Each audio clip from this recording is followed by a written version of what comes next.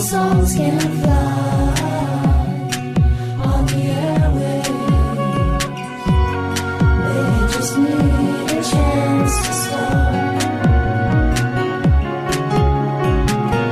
Purple songs can grow and hope and faith and fly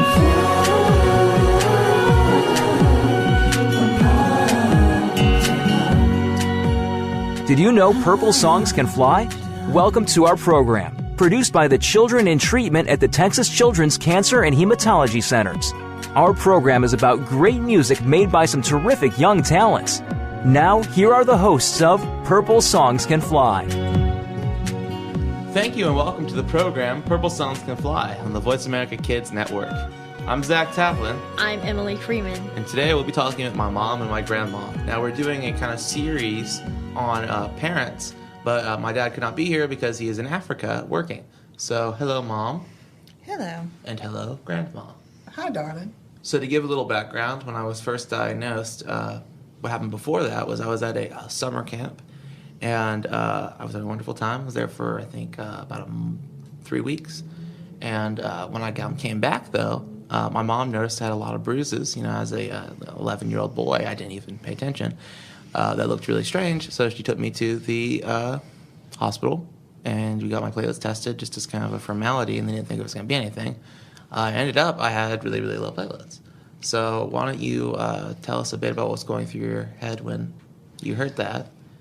Well, I'm going found to take out. it back a little bit because you were 11. You were at camp for 3 weeks, and it was a performing arts camp in upstate New York called Stage Door Manor, which is a wonderful fairyland place. Cool. It was really, really neat.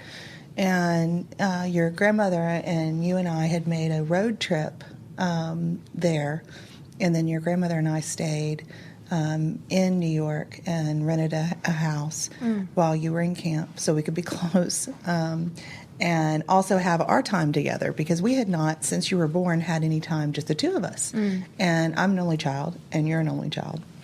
And so we just thought this was a perfect opportunity. And so we watched every season of Gilmore Girls and had the most magical, hot, we set record-breaking temperatures in New York. How were the Gilmore Girls? Amazing. But really, no air conditioning, and it was like 100 and some odd degrees, and two Houston ladies were not used to that. But we had an amazing time. You weren't used to heat? And you were in Not at Houston? all. No, we were used to central air conditioning, which we did. We did not have. But we went to pick you up from camp, and you looked different, and you had circles around your eyes, and I'm sure, or I thought, a lot of parents probably picked up their children and they looked really tired too. Right. And we actually watched you in a performance of Into the Woods that day. And then that night you came back with us to the hotel. And you had taken a shower and you were walking. We had connecting rooms. And you were walking in to tell your grandmother goodnight. And you walked past me. And all up and down both of your legs were bruises the size of softballs. Okay. To be fair, to the bruises, partially one of the bruises happened because I ran to a picnic table while running backwards to the bubble gum. Right. And other just, 11-year-old boy stuff. So Right. I didn't really think much of it at the time. Right. But the other I ones... I thought you were crazy. You Before did. then and Yeah. at that point. Correct. But the other bruises, when I asked you, because they were just too violent looking to be unexplainable. Well, I am a violent person. Yeah, no. And the only thing at the time was picnic table. And so I thought, well, we had a whole drive back, and let's just see. They'll go away. He's just been very active. That's all I thought at the time. Right. That's actually really interesting. I didn't remember any of that because I'm 11. So, original question was kind of more what was the first thought that came into your head whenever you were told about my ITP at the hospital? Absolute fear. I don't do the unknown well, and they could tell us basically nothing. And your grandmother and I were completely at somebody else's mercy, and we weren't ever used to that feeling. And that's when, a journey of testing, because ITP is a diagnosis of exclusion.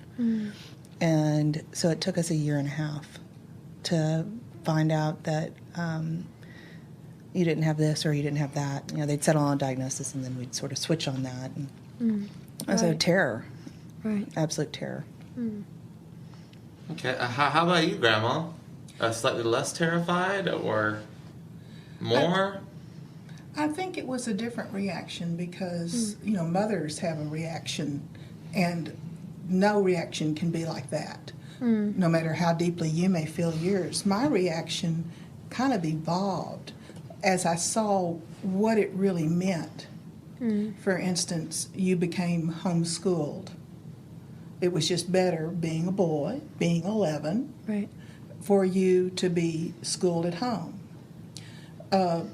There was no more soccer. Not that you were ever athletic and liked that kind of thing, but that option was out for you.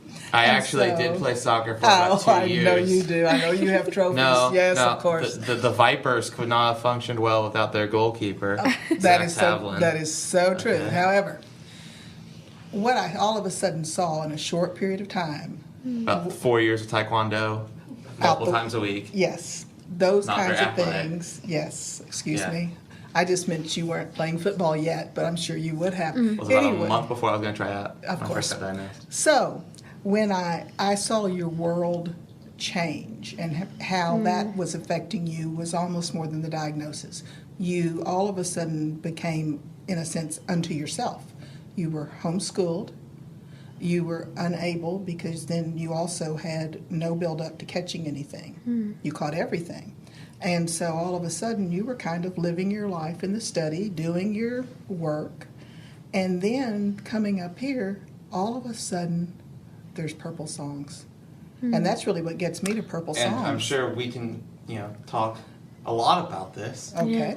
right after the break. Sure. So I'm Zack Tavlin, I'm Emily Freeman. and you are listening to Voice America Kids. And the song we're going to play during the break is Life is Like a Ride, which was written by Jerry and Precious when they were 12 and 16 years old. Life is like a ride, everywhere you go, everything you see, everyone you know. Life is like a ride in my eyes, where everything's amazing and hope never dies. Life is like a ride, there's twists and turns, ups and downs, there's bumps and curves. You can be brave and you can get scared, it's all the emotion there is. Life is like a ride, there's happy times. One minute you're smiling, the next you're frowning. It's all a journey you have to take to make your life a piece of cake. Life is like a ride, everywhere you go, everything you see, everyone you know.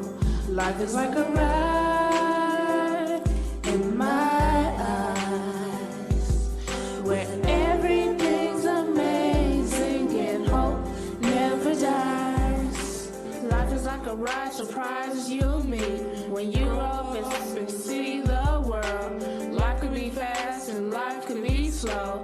Life could be fun or even dull. Life is like a ride, everywhere you go, everything you see, everyone you know. Life is like a ride in my eyes, where everything's amazing and hope never dies. Everyone you meet will help you with your life, so that you're never alone. Even when you are alone, even when you are alone, you have to have the courage to keep on going. It's like a ride, everywhere you go, everyone you see, everyone you know. Life is like a ride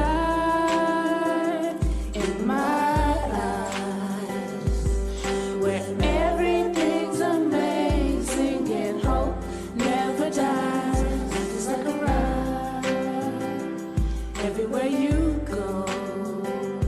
Everything you see, everyone you know. Life is like a ride in my eyes, where everything's amazing, yeah, hope never dies.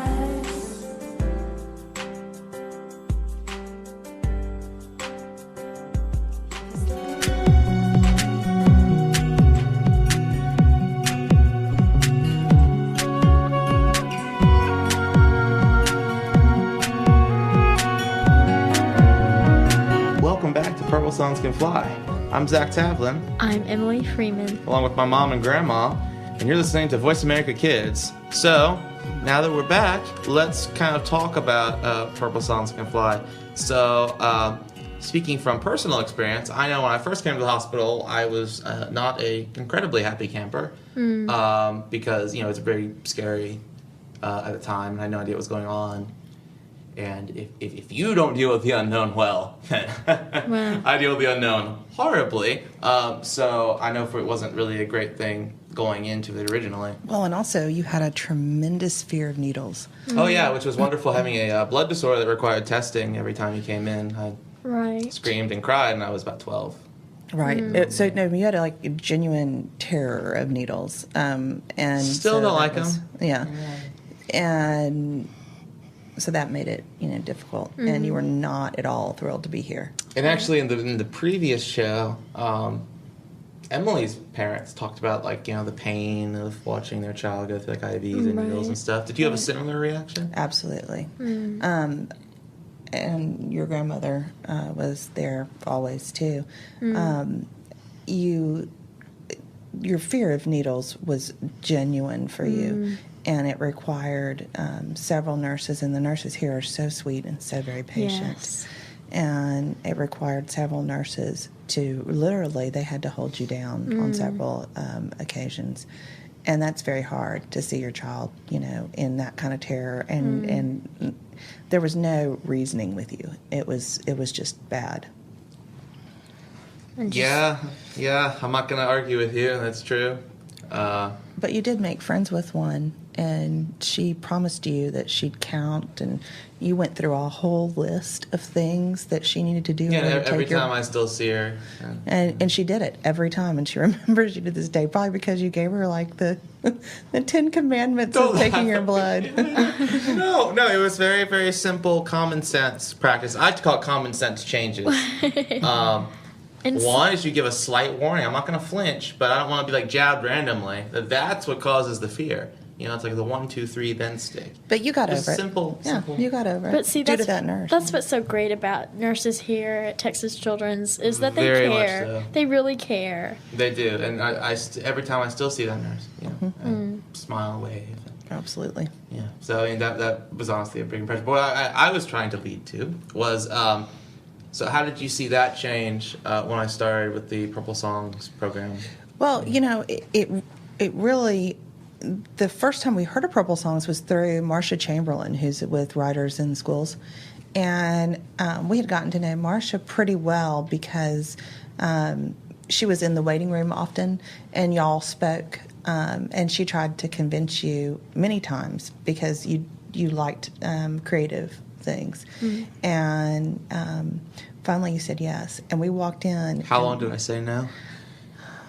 I think you probably know exactly. I would say for a while. You just did not at that point think that you had a song in you. That's what you Also, told her. or a poem or an essay or No. any sort of thing with Y'all the sat when pen. you would write certain things together. She'd write because Really? you wouldn't write. Yes. Oh, okay. But you just didn't think you had a song in you. And then we walked through the door, and everything is purple and feather boas and Miss Anita, and the entire hospital changed on a dime. It spun on a dime. That is true. Although probably slightly more Miss Anita and the program than the Boas. I don't know if that was. But I do have if photographic evidence of the boas. that was forced multiple times, but it's okay. When you have a mom that's you, anytime you can get a picture of your son doing something. True. Just, This is very extreme. yeah, that you have me in a small piglet outfit when I was about 1, in a teacup. So, yeah, I know you. I know. How about you, Grandma? Did you notice that? You're kind of quiet here. It's weird for you.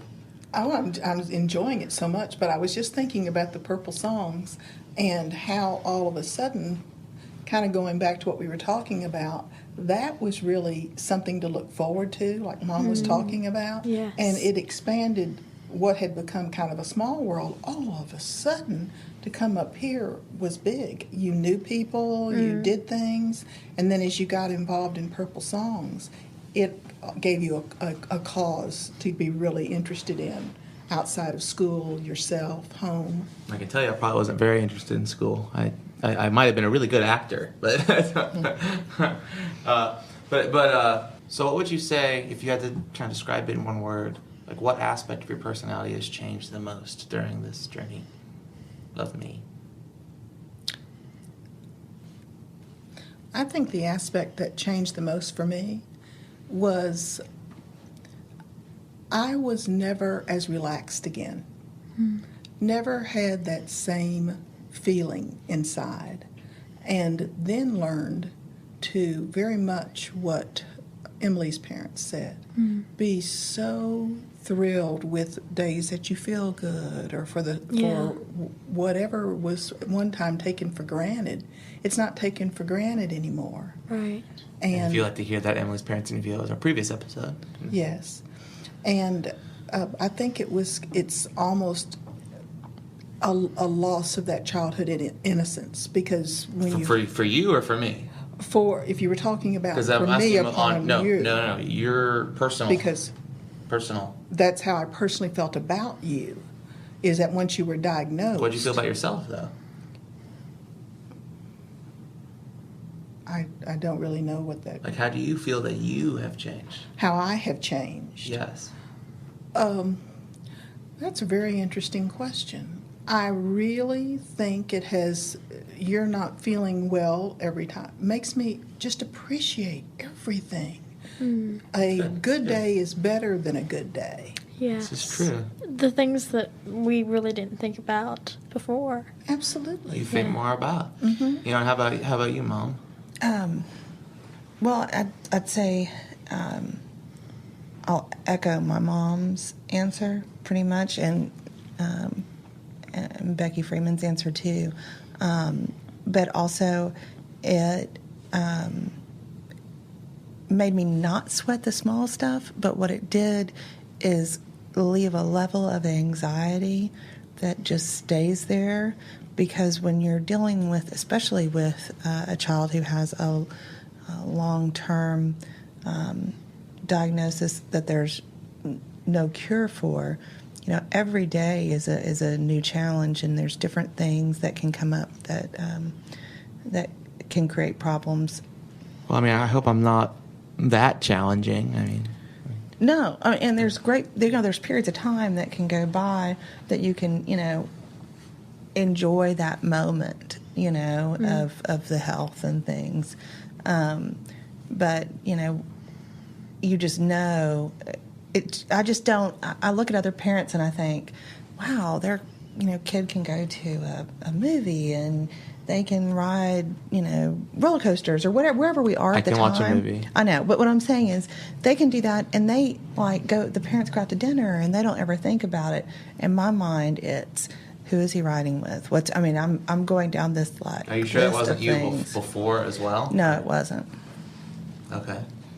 So I kind of wanted to explore this more when we get back from our break. So let's take a break. I'm Zach Tavlin. And I'm Emily Freeman. And you're listening to Voice America Kids. And the song we're going to play during the break is I Call Her Mama, which was written by Jared when he was 12 years old. I call her mama. She's always there for me. She understands my personality. I always know how much she cares for me. She likes the color blue.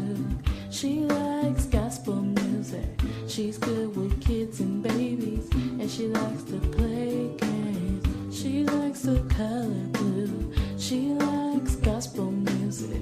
She's good with kids and babies, and she likes to play games. I call her Mama. She's always there for me. She understands my personality. I always know how much she cares for me.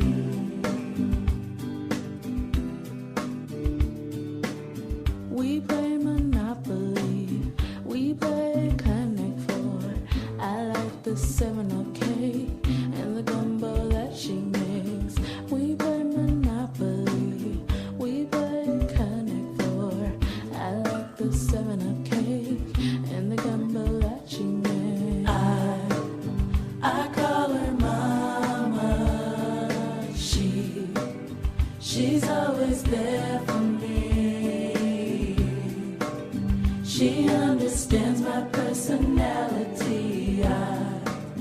I always know how much she cares for me.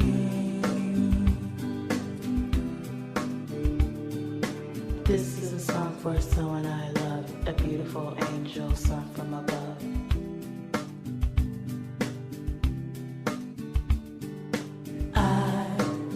I call her Mama. She's always there for me. She understands my personality.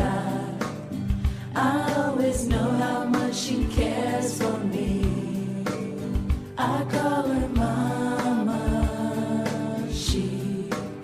She's always there for me.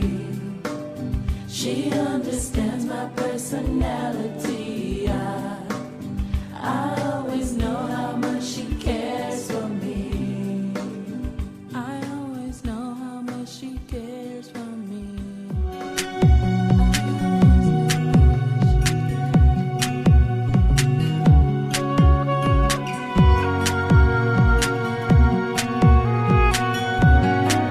Welcome back to Purple Songs Can Fly. I'm Zack Tavlin, I'm Emily Freeman. along with my mom and my grandma, and you're listening to Voice America Kids. So let's explore, if you guys feel you've changed or grown more. And then I think Emily has a few questions she wants to ask. Right. So, did you feel that our family dynamic has changed at all? Like really in a specific area or? Yes, I think definitely when you have a child that has health issues in some families, and I know our family was very guilty about this, we tried very hard to cater to you in pretty much every area. And that was great for a while, and then I think it was harder on you in the end, because when we had to switch back and do the right things really for you to grow into the man that you're growing into now, was difficult. I think it led to difficult times. I think that there probably was a happy medium. We just didn't have it. Well, what have you, obviously learned about Zack, but learned about yourselves that you wouldn't otherwise have learned? That's a really good question.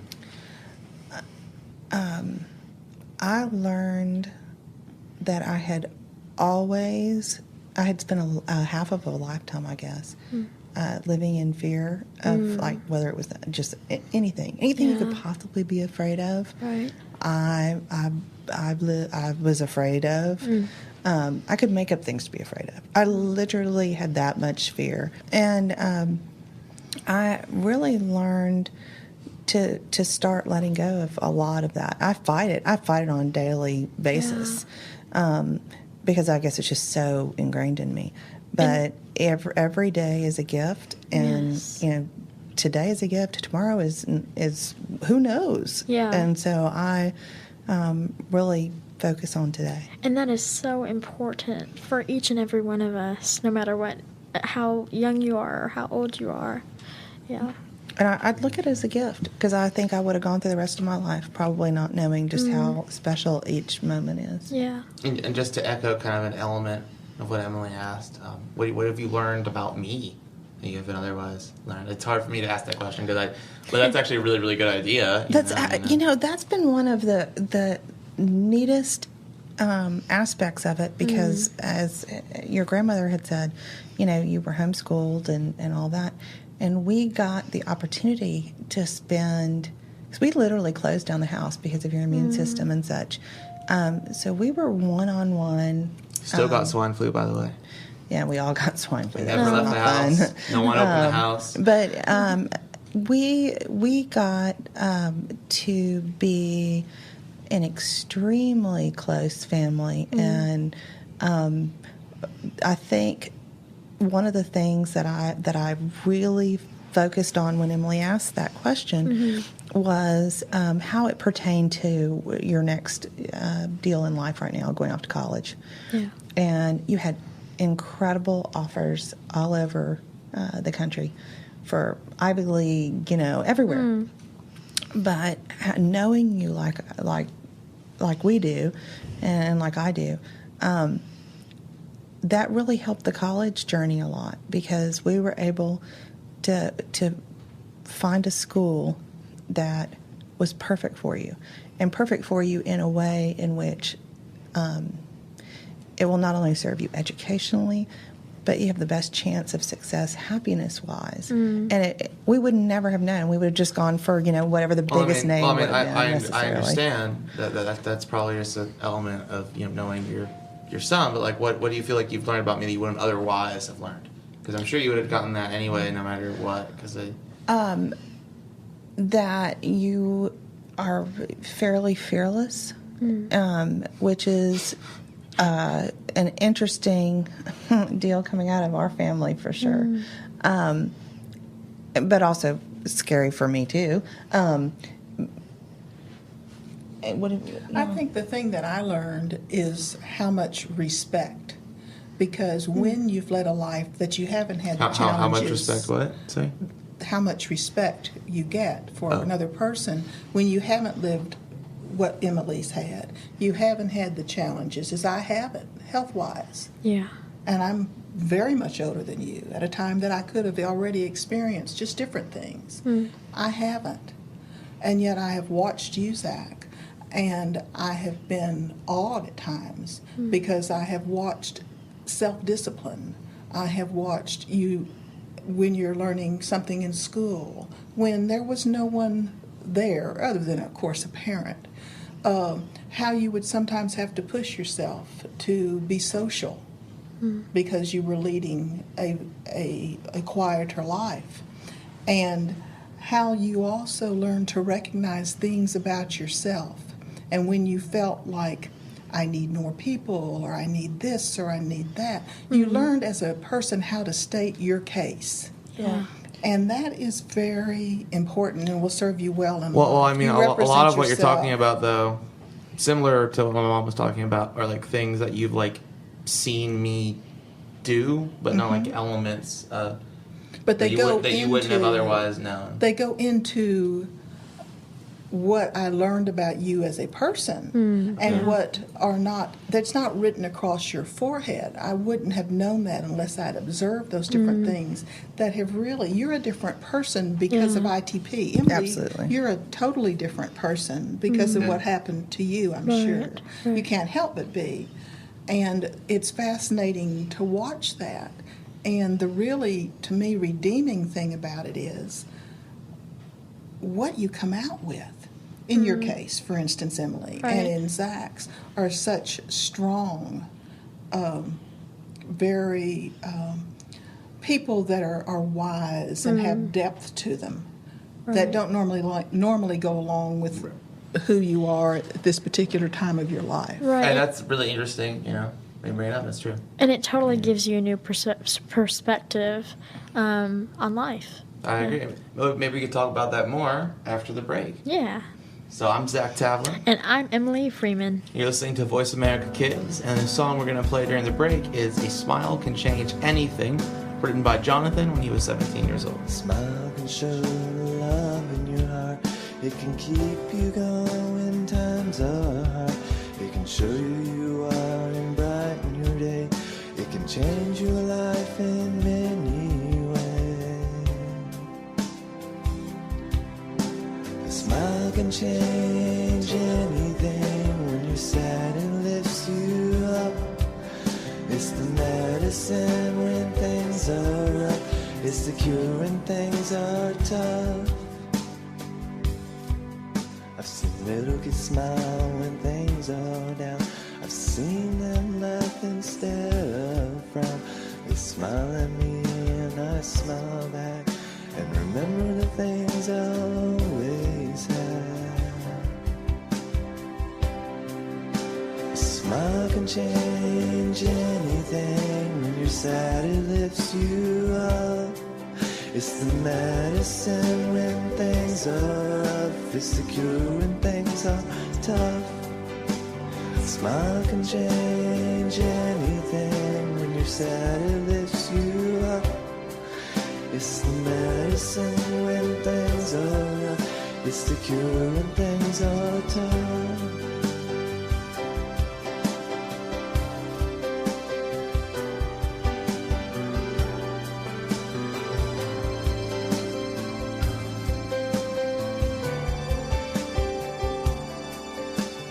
Smile can change anything. When you're sad, it lifts you up. It's the medicine when things are rough. It's the cure when things are tough. A smile can change anything. When you're sad, it lifts you up. It's the medicine when things are rough. It's the cure when things are tough.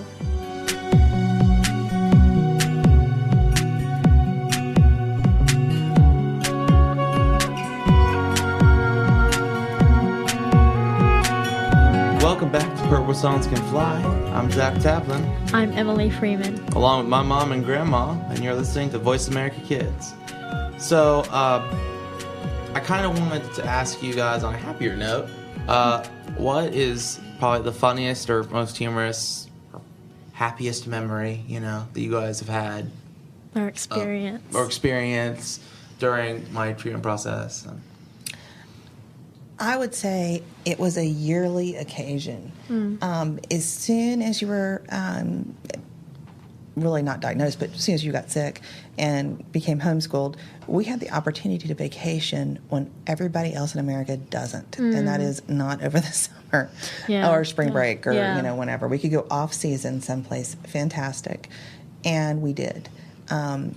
Every year, as you know, we would head to Florida for about 6 weeks. And it was cold. We weren't beach people. We weren't there for we very much wanted to be next to the water, but, we weren't swimming or anything like that. Yeah. We just escaped and had, movie nights on Friday nights and had, these little traditions that we would do.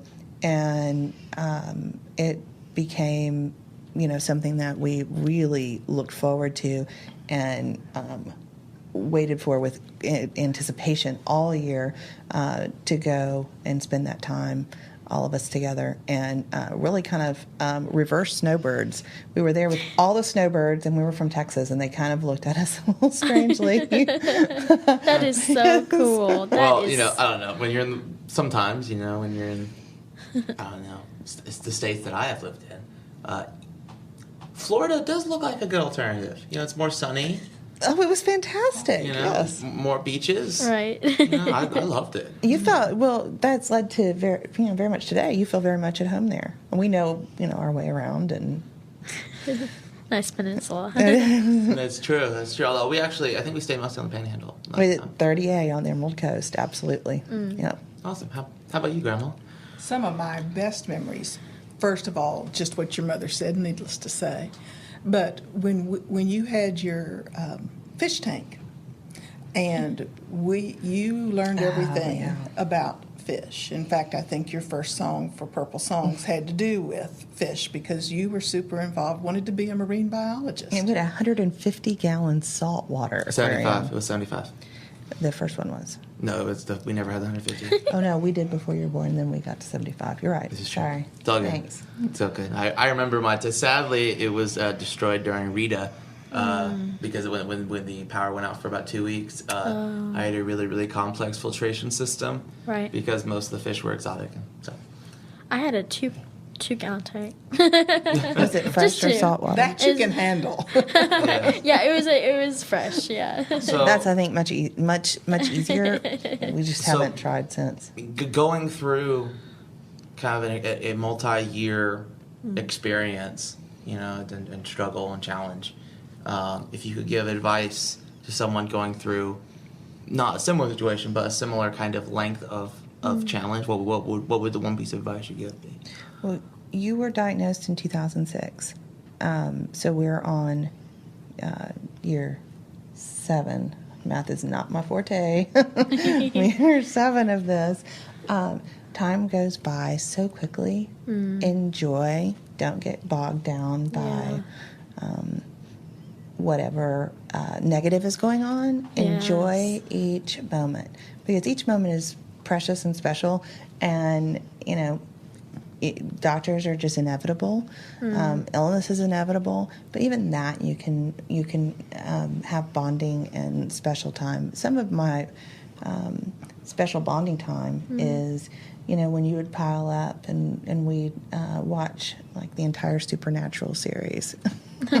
And things like that. When you just weren't feeling we didn't well. make the entire way. I mean, we got to like. Well, I mean, we'd watch probably I series. think it was 9 seasons, but it felt like for the whole We've thing, watched but- 7 of the 9. Yes. But the I fact think it's that- still going strong, by the way. But the fact that there's always a bright side in every situation, I think that's just great. Absolutely. And it's important to spend the time to find the bright side. Yeah. And how about your grandma? One piece of advice. I could not say it any better myself. I wish I could sit here and tell you something that was entirely different from what your mom just said. But I think she said it very well. Absolutely. Bless you. Looking for that, and just knowing that, waking up in the morning and saying, I'm going to do all that I can do to make this a wonderful day. And very often your mom and I were thinking that towards you. What can we do today? What is it that we're going to do today to brighten the day? And then pretty soon it gets to where you don't have to think about it. It becomes Right. part of it. Yeah. And you look back over the period of time and you think, oh my goodness, we have had an absolutely wonderful, and you're just blessed. There's no other Right. way to say it. And see how far you've come. Absolutely. Yeah. So there's light at the end of the tunnel. Yeah. There just is. I think that's probably one of the most important things to keep in mind for anyone undergoing a long-term kind of struggle in life is to, I think actually you did come with your own piece of advice. You said you weren't, but you did at the end. I mean, Mom was about, focus on the little things. And I think your main message was, keep an eye for the long term. Don't get bogged down in the moment, but don't lose sight of it as well. I think it's about the kind of balance, And that's what I why would Grandma say. lives with us, so we can balance. And I really think that's a great way to put it, that there is a light at the end of the tunnel. It doesn't matter how dark it seems, that there's always a light. Absolutely, Emily. So thank you so much for coming and Yeah. interviewing with me and Emily. This is And fun. It was we had a great time, so thank you. Thank you Yeah. for You're having welcome. us. Thank you. So before we go, we're going to leave you with the song If I Didn't Have You, written by Christian for her mother when she was 17 years old. How do I put in words how I feel? What could I possibly say to let you know? A simple thank you can't even come close. If I were able to tell you this is how it would go, how it would go.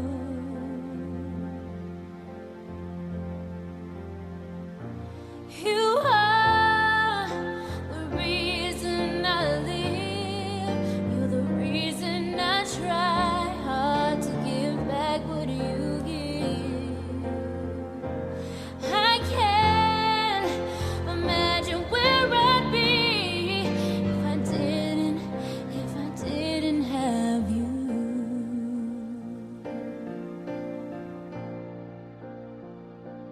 You were always there every step of the way.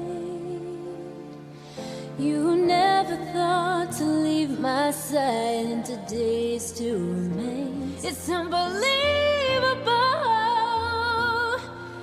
how much you sacrificed, how much you gave of yourself to save my life, and you saved my life.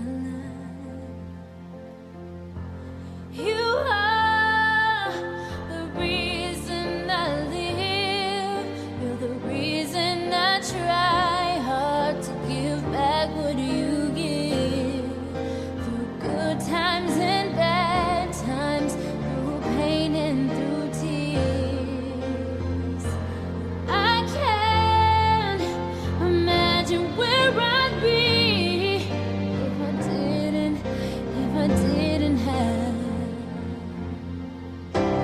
You are the reason I live. You're the reason I try hard to give back what you give. Through good times and bad times, through pain and through tears. All the love that you showed me through these 18 years. I can't imagine where I'd be if I didn't have you.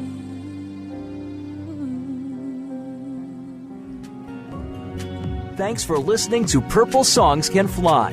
We'll see you again next Monday at 6 p.m. Eastern Time, 3 p.m. Pacific Time on the Voice America Kids channel. And remember, for more information about the Purple Songs Can Fly project, visit www.purplesongscanfly.org. We'll be back with more music next week. Purple songs can fly.